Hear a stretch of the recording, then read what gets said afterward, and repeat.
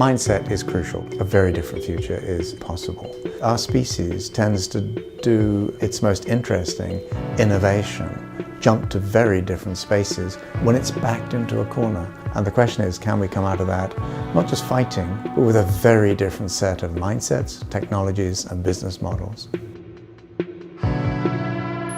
I was an adventurer, an explorer, a climber, a river runner. That was my passion. It still is. And that passion is rooted in love for wild areas. And when you have that love, and in your own lifetime, you see those wild areas degrade, you see them bulldozed over, you see them fragmented by human development.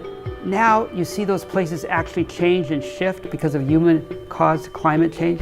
You got to do something about it. We're actually going to get to a point where there's a tipping point where even the world's largest and oldest organizations will evolve in order to take on bigger, grander challenges that actually have more intentional, beneficial societal impact. If I really wanted to solve urgent problems around the world, 67 million young kids on the street instead of school, 1 billion people living under $1 a day, climate change, these issues that really impact whether the world is moving forward or backwards, it needed to be through business. There are many businesses that are totally conscious that they are not sustainable, and they know they have a kind of expiration date.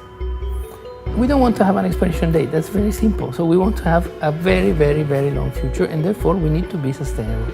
We need to start thinking about the future with a different mindset.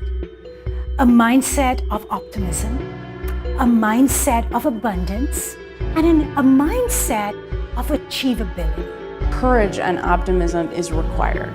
And I think if you sort of look at where we are in terms of all we hear about the state of the science, the state of where we are globally on climate change, right now we need optimism. Many people, particularly in business, see the Sustainable Development Goals as an incremental agenda. Let's do more of what we're doing and we'll get by 2030 to where we need to be. They're not an incremental agenda. They're basically about exponential change. Rather than looking at incrementalism and trying to create a culture of going 10% more, you try to create a culture of going 10 times more.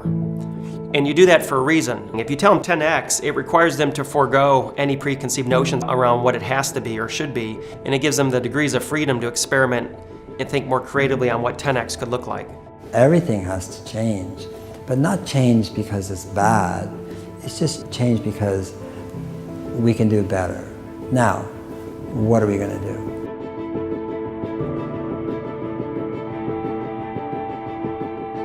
For the past 20 years, there's just been this amazing surge in technology. I think it's the warm-up act. I think the really exciting stuff is still to come, and I feel very fortunate that I've got this front row seat to watch the next industrial revolution unfold in front of us. Tech progress is literally letting us do more with less in very profound ways. I'm not making this up, right? If we look at what technologies are coming down the pike that are going to impact environmental issues or societal issues, there is a tsunami of change coming. Today, if you think about it, the poorest child on the planet with a cell phone has access to as much information as the CEO of Google. Just complete evening of the playing field. Most of the people on our planet don't live in the Western Hemisphere. And we have to design a future not just for them, but it has to be a future designed by them, with them. Every day is fraught with difficulty. And so there needs to be a real tenacity and perseverance to really have a hope for the future.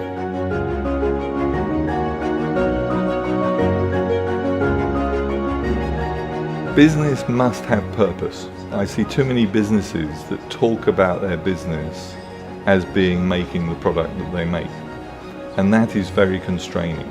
Purposive companies are ones that are mission-driven, that focus on people and are financially sustainable. Our first mission at Planet is to image the whole world every day and to make global change visible, accessible, and actionable. That's when you're getting to the purpose of the company, when you see what the benefit is that comes to humanity, the planet, whichever way you look at it, the environment, from that company existing. You have to keep going forward and look at the future as a long-term future. And how can you project yourself in a business if this future cannot be sustained. It's not rocket science, it's just to be determined and do it. In order to have an impact, you need to build a team. So it's really about building and empowering teams to come on a journey with you. Alone, we can only achieve this much, but if you think about bigger teams, you can achieve much more. It's amazing when you get a small group of people that all care about a problem together to try and tackle it. It's kind of amazing the damage and dent you can do. I think we've got a long way to go, and I think we're right at the foothills of a humongous mountain, but I think we're having the audacity to say that these problems can be solved in a different way. I love seeing our talented scientists work together. These people that normally wouldn't come together in a typical company coming together because they believe in something higher. An optimistic perspective is not only going to keep our employees connected, it's going to keep our innovation teams really excited, and that's when the best ideas happen. When you look at dealing with an uncertain, complex world, actually what you need are leaders who are able to bring a very different skill set to what they're doing. So they need to be able to be really comfortable with ambiguity, with being the people who are actually asking the right questions, rather than the people who feel they have to have all the answers. The breakthrough is thinking differently. Thinking that things are possible using today's technology that everybody will tell you are impossible.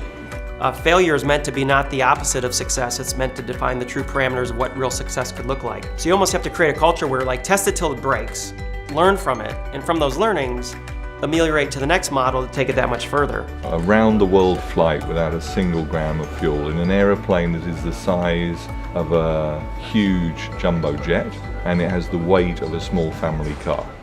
That's not the future, that's today. That's a real breakthrough. If someone truly wants to solve a problem, we can. There's no scarcity of the ability to do that. It's really the passionate, committed human mind that is the most scarce. I think if I could change one thing, it's to get people to stop focusing on the negative, to be scared about the future, but instead to feel empowered and given the confidence that they can in fact go and change the world, which in fact they can. Look at the history of science and you see it again and again and again. You get these clusters of innovations which occur when the first person has made the discovery. That's the way innovation takes place. It's not a linear process, it's a breakthrough process. And these technical breakthroughs are happening continuously, and you need to be able to use them, pick them up, run with them, operationalize them if you like, or commercialize them, take them to market, and then you make big change.